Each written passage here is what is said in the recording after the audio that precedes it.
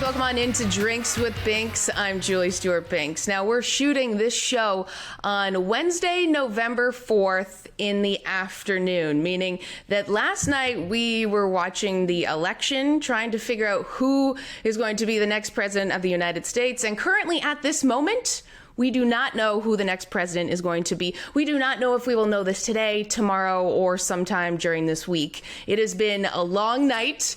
A lot of us are very tired from staying up and watching, and it's been a long year. There's been a lot of different things that we've had to deal with, but the show must go on because we still have a job to do and still have to get paid and pay bills. And there's so many things that we are going to get to in today's episode. And I'm very excited to welcome in a man of many talents. He's played in the NFL for the Buccaneers, the Cardinals, the Bears. He's in his second term as NFLPA vice president. He has his MBA, is fluent in 3 different languages, and is a newly published author of the book, Let the World See You, How to Be Real in a World Full of Fakes. I'm very excited to welcome in Sam Acho. Sam, how are you doing today?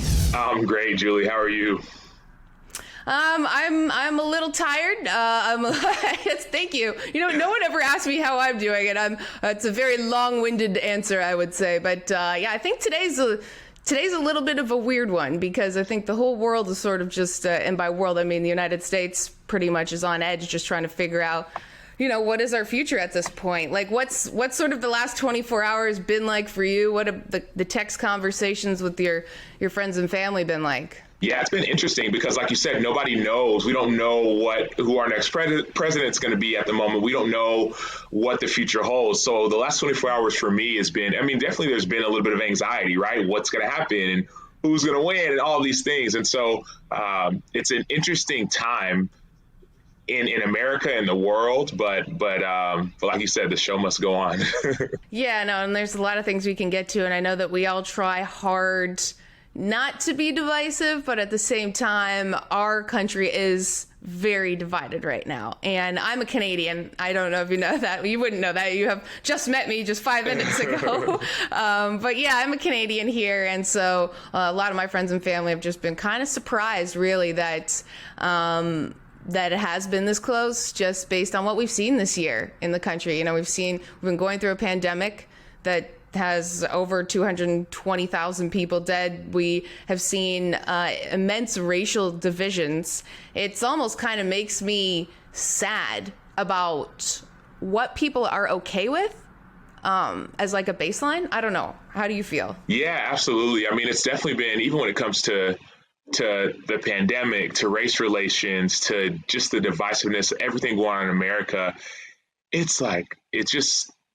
there is definitely this feeling of sadness or frustration or just like, man, where's the hope? You know, where is the hope that that I feel like a lot of people are waiting for? And often in our reality, with an election, people hope in presidents, but presidents aren't going to, you know, oftentimes they don't change much, right? You could make a promise for change, but I think a lot of us are saying, man, when is it?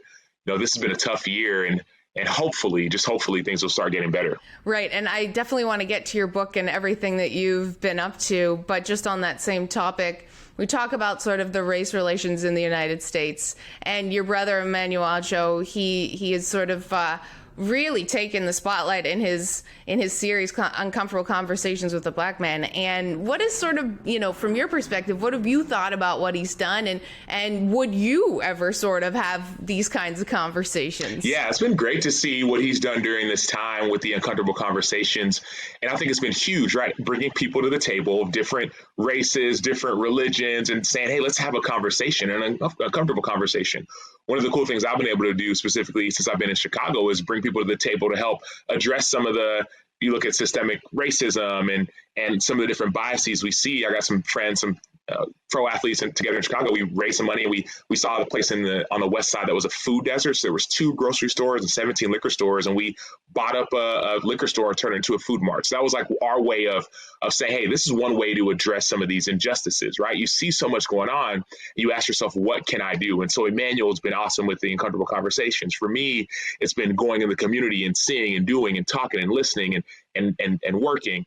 And also obviously with the book as well, trying to bring hope and encouragement to people who need it. Yeah. And speaking of your book on that topic, you know, you mentioned within it, like, let's track back to when Colin Kaepernick kneeled and against criminal injustice, and you had those conversations with the Bears front office because you guys were trying to figure out, like, well, what are we going to do to also sort of understand that this is an issue and support Colin, but also we're trying to, a very difficult time it seemingly was. When you look back on that time to now, like, how different do you feel sort of either your response to what went on is, or sort of like the world around us has been? Yeah, I think the world around us, it seems like the world's paradigm has shifted from this idea that taking a knee is prohibited and protesting during the anthem is this thing that you can't do. That's 4 years ago. Well, fast forward 4 years later, it seems like everyone is now taking knees and protesting, right? So the paradigm has shifted in the world. From the world point of view, personally, I think a lot of my mindset has remained the same. Back in 2016, when I was on the Bears, and I played for the Bears for 4 years, but that was one of the years I played for the team. And I remember the president, and maybe still the president in a couple of days, maybe not, right, but he had made some comments that were, seemingly inflammatory towards NFL players, saying those, if you're taking knees, you should be fired, and all these comments that got a lot of players up in arms. And so I remember having a conversation with the general manager, with the head coach, with the chairman of the Chicago Bears, and with the team, saying, what are we going to do? And at that moment, we decided to lock arms. But for me, we said, let's lock arms, let's take a knee, whatever you want to do, but let's actually go and also work in the community. And so back then we were working in the community, and even now we're working in the community to try and change some of these, to try and right some of the wrongs, and even just see some things that are not just, and try and address them. Right, and in the book too, you talk about how you took, I think it was George McCaskey, right, out with you, and you guys went to prisons and you went to different areas of town, and sort of, a perspective that he can't possibly have. And also for, you haven't been in those situations, but being able to sort of, all of us from different backgrounds, understand that there is this huge issue in America that has been so entrenched and ingrained in just like what our society is, and trying to figure out like how to right the wrong, as you mentioned. And I think that was very important in the book for people to kind of see that bridging of like two different backgrounds. Absolutely. I think so. George McCaskey is the chairman of the Chicago Bears. His mom, Virginia McCaskey, is the owner of the Chicago Bears. His granddad, George Halas, was one of the founders of the NFL. So this guy has football in his blood in a lot of ways. And I played 9 years in the NFL, right? 4 with the Bears, Walter Payton Man of the Year nominee 2 times. And so player perspective, owner perspective, black perspective, white perspective, oftentimes it seems like we're on different sides. But when you actually get together, you realize you have a lot more in common than you think. So what George and I decided to do after we decided as a team to lock arms and go in the community and do the things that we did, we decided to take a field trip, put it that way, right? We did a police ride along on the south side of Chicago. They called it District 7, Inglewood, to go with police officers and see what they go through on a daily basis. And we took a trip to a prison. We went to, and I talk about all this, and we went to the Louisiana State Penitentiary, the largest maximum security prison in the world, to get an idea of what it's like on the inside of prison walls. We also went to a rap concert with this rapper named Lecrae, who's very socially conscious and talks a lot about these issues. And so we decided to actually get close to some of these issues that a lot of people maybe talk about or maybe tweet about, but may not actually know about. And so, yes, George learned a ton, but I also learned a ton during that time. I learned about how the criminal justice system in America is really broken in a lot of ways, broken and backwards in a lot of ways, right? People talk about for-profit prisons, and people are making massive amounts of money by putting people in jail, right? It's not right. I learned about the struggles that some police officers go through, right? Even just a couple months ago, I was sitting down with some police officers and some youth in the community and some pro athletes, and we sat down in listening circles and said, hey, let's just talk, right? Let's have a conversation. And what I heard from some of the officers was, man, my job is to protect and serve. As a police officer, that's our job. But he said, oftentimes we forget the serve part. And so for me, getting closer to some of these issues has been integral in not only my growth and even George McCaskey, the chairman of the team's growth, but also I think the growth of society. The more that we open ourselves up to people who don't look like us, think like us, act like us, the better off we'll be. Definitely. And then writing about it and hopefully other people seeing that perspective and maybe questioning their own and seeing what else they can do to sort of elicit change in a world that definitely needs it. And before we go to break, what are we drinking here today? We got into some good topics. I got a water, man. I'm still training. Staying, trying to stay in shape. So I got the water going on. Same, good. We got some H2O here. We'll take a little sip. We'll hydrate. And then also, Sam, I would like to toast to you on your new book. Congratulations. Absolutely. It's a huge feat to be able to write a book. You see it in Barnes & Noble, as you mentioned, and you tweeted about, and it's got to feel pretty good right now for you. Yeah, it was special. It was special for me to not only to write that book, but to get the message out, and then also to see it. Like, it's available anywhere books are sold, right? Starting this podcast is coming out on Friday. On Monday or Tuesday of next week, it's going to be in every single Target store in the United States, right? 1,800 stores, right? It's on Amazon. It's anywhere you get your books. And so anybody who wants to learn more, thank you, Julie, for the toast. But go to samachobook.com, go to Target, go to Barnes & Noble, go to Amazon, put in Let the World See You. But I couldn't be more excited because it's just like when you put your heart and soul into something and you see it actually come to life, there's few words that can describe it. Yeah, it's pretty emotional, I can imagine. Well, we're going to talk a lot about your book and a whole lot more when we come back after this quick timeout on Drinks with Binks. We've got Sam Acho here. Don't go anywhere.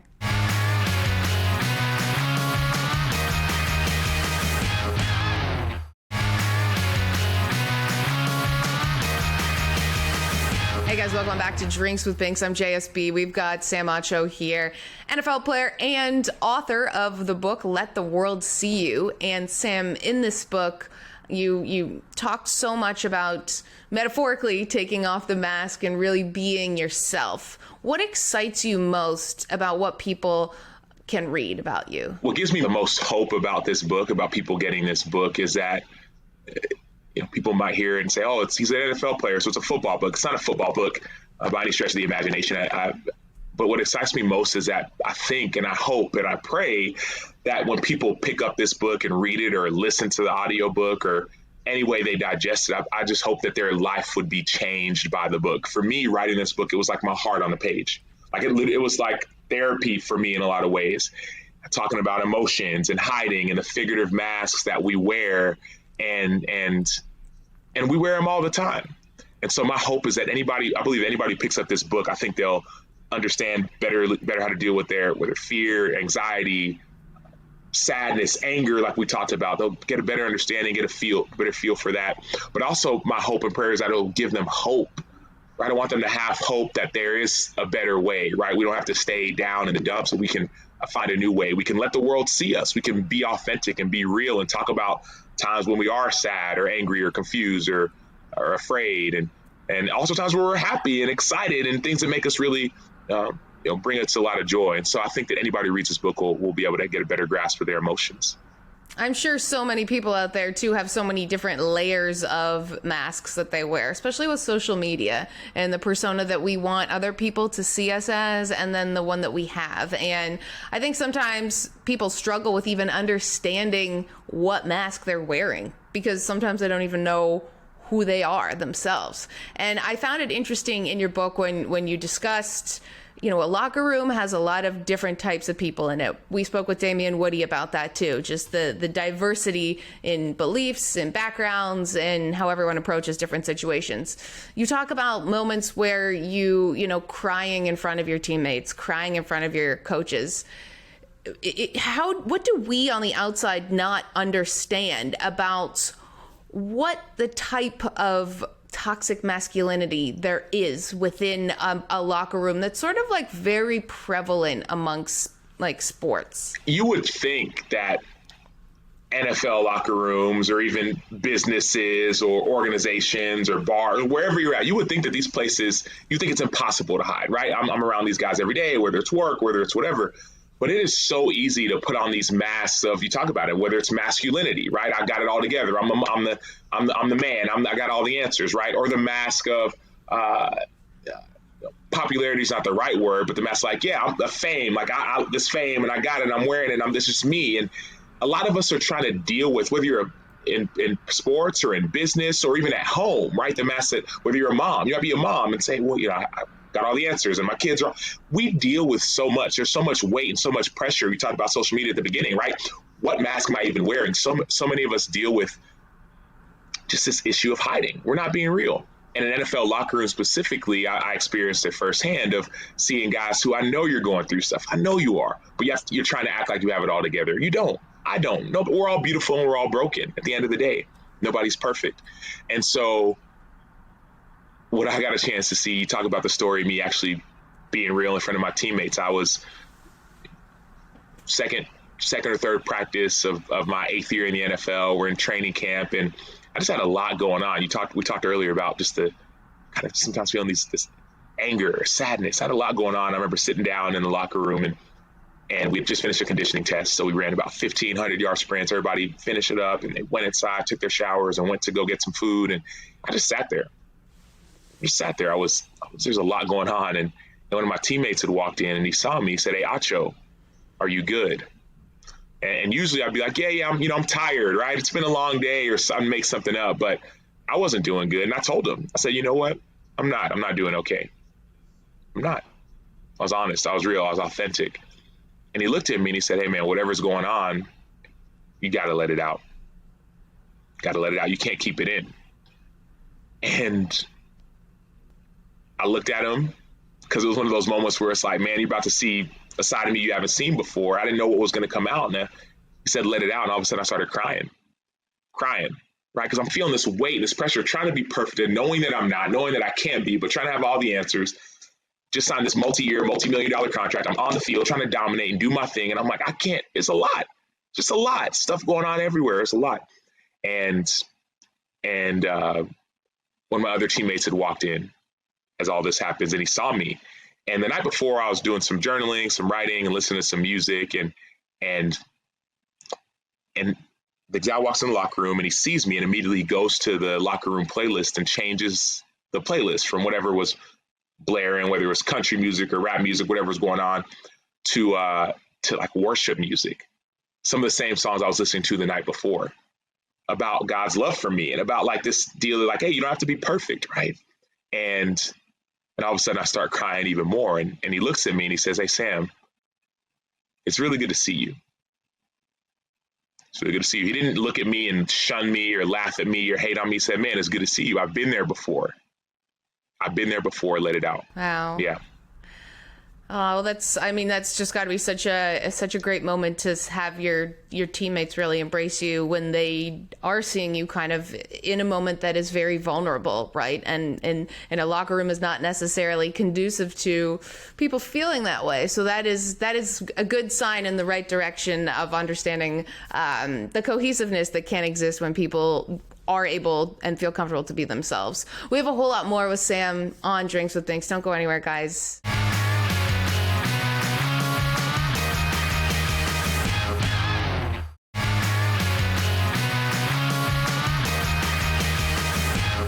Welcome back to Drinks with Binks. We've got NFL player turned author who has many different accolades, Sam Acho, here with us on the program. And you're also in your second term as NFLPA vice president.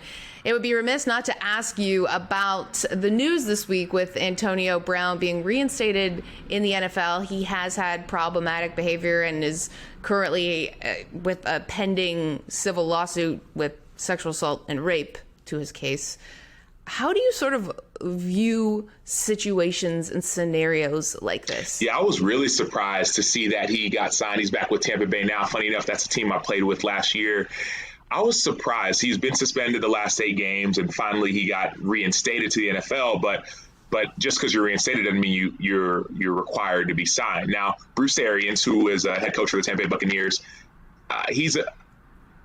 if there were any scenario that may work, if you will, for Antonio Brown, I think that would be the only one that would work, because BA is a guy who, in a lot of ways, you would say is no nonsense. In a lot of ways, is progressive, right? Having African American coaches and female coaches. I mean, if you're around him, he knows he gives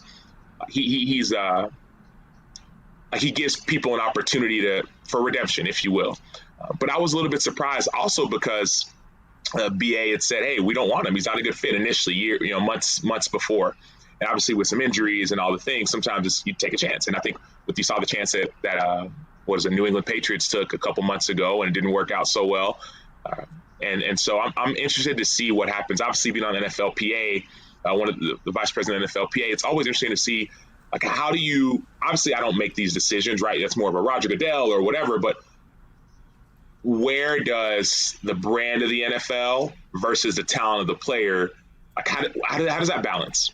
Right? How does that balance, right? Because Antonio Brown has really done a lot to damage not only his brand, but the brand of the NFL, but now he's getting another chance. Obviously, there are going to be people still mad about Michael Vick, right? There's going to be people who may never watch a Buccaneers game ever again because of this. And I wouldn't blame him in a lot of ways. So yeah, it'll be interesting to see what happens with Antonio Brown now that he is a Tampa Bay Buccaneer. Yeah, I think for many people, it'll be difficult to separate the fantastic player on the field versus the very problematic person off of the field who is still in an ongoing situation of alleged sexual assaults and rape. So I think that maybe from female fans' perspectives and from others as well, that this is a difficult one, I think, for us to watch and to be accepted, to accept, essentially. We don't have a whole lot of time, but I would like to ask you, we know that you're an author, you know that you're working with NFLPA. Do you plan to play in the NFL again? Yeah, we'll see. I've been training and staying ready, but I've been more excited than anything about the book, right? About letting people know about the message of what it means to be seen, to be known, to be loved, right? That's what the book's all about, right? Because obviously a lot of us desire to be loved, but before you can be loved, you got to be seen, before you seen and known. And so anyways, I'm more excited than anything about the book. I think people saw on my social media, I was freaking out when I saw it in Barnes and Noble. So I'm pumped about sharing that message. I've been speaking to some organizations and doing some TV stuff, which I really enjoyed. So if I get a call, great. But I got some other exciting stuff that I'm really pumped about.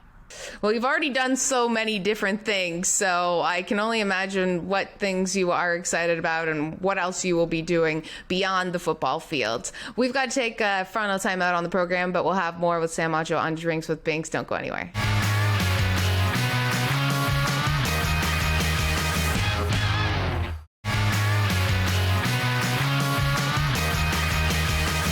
We've had an awesome time drinking and binking here with NFL player and author Sam Acho. Sam, where can we find your book? Yeah, so if you want to get my book, you can go to Target, right? Go to Target. It's available at any single Target. Go there. Go to Barnes & Noble. Or if you want to go online, go to samachobook.com, SAMACHO book.com.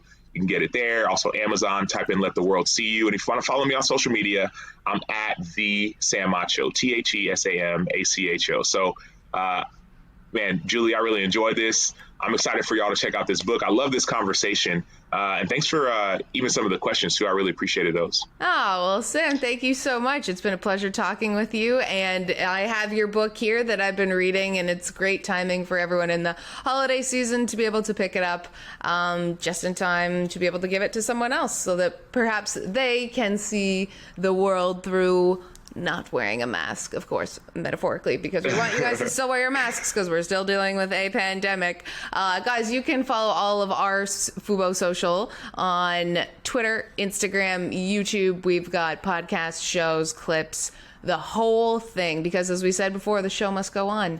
Until next time, guys, bottoms up.